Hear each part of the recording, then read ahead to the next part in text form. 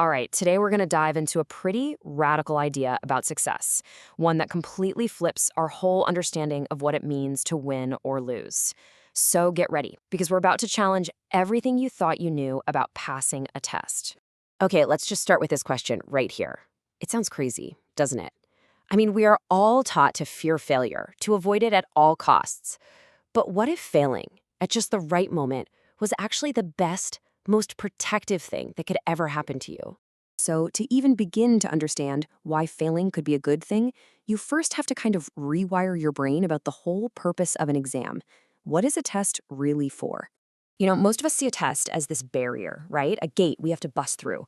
But what if we saw it as a totally honest mirror instead?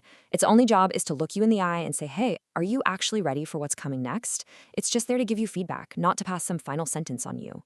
So just think about these two scenarios. On one side, you get lucky, you pass, and you get tossed into the deep end in a role you were just not ready for. The amount of stress and hardship that follows is so much worse than just failing the test would have been.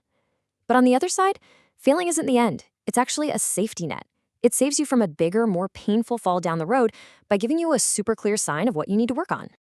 And get this, the source material points out that for a huge number of people, maybe even 70%, failure isn't even about not knowing the material. Nope, it's about having the wrong attitude, approaching the test like it's a battle to be won instead of an honest assessment to learn from.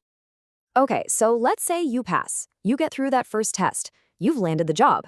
Now you can relax, right? Well, not exactly. The learning isn't over. In fact, it's just getting started in a totally new kind of classroom. This is where we have to totally shift our thinking about what a job is. It's not just about the paycheck. Think of your job as your advanced degree in society. It's a real-life laboratory where you learn about people, about power dynamics, about real-world problems, all the stuff a multiple-choice test could never, ever teach you. So that title on your LinkedIn profile, it's just temporary. It's like the key that gets you into a new room.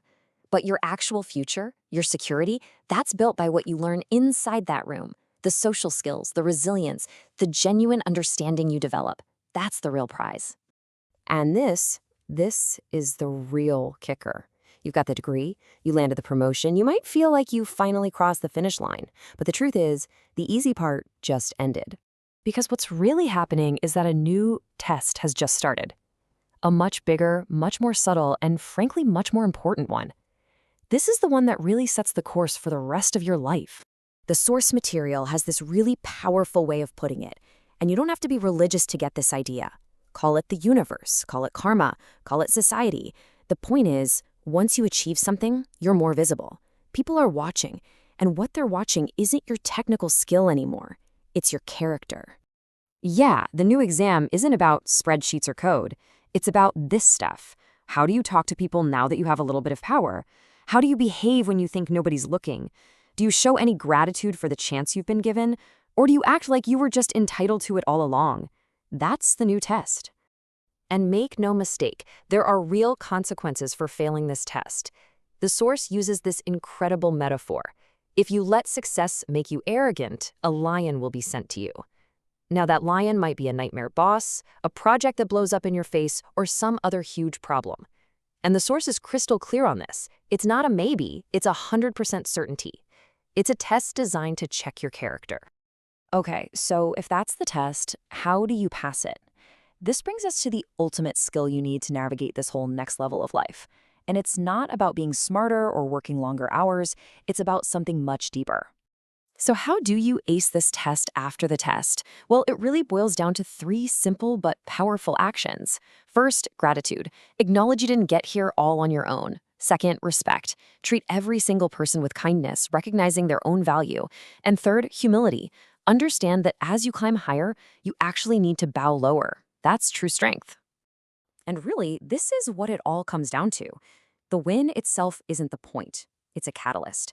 The real question is, does that achievement make you a better, kinder, more humble person? Because over the long haul, that is the only report card that actually matters.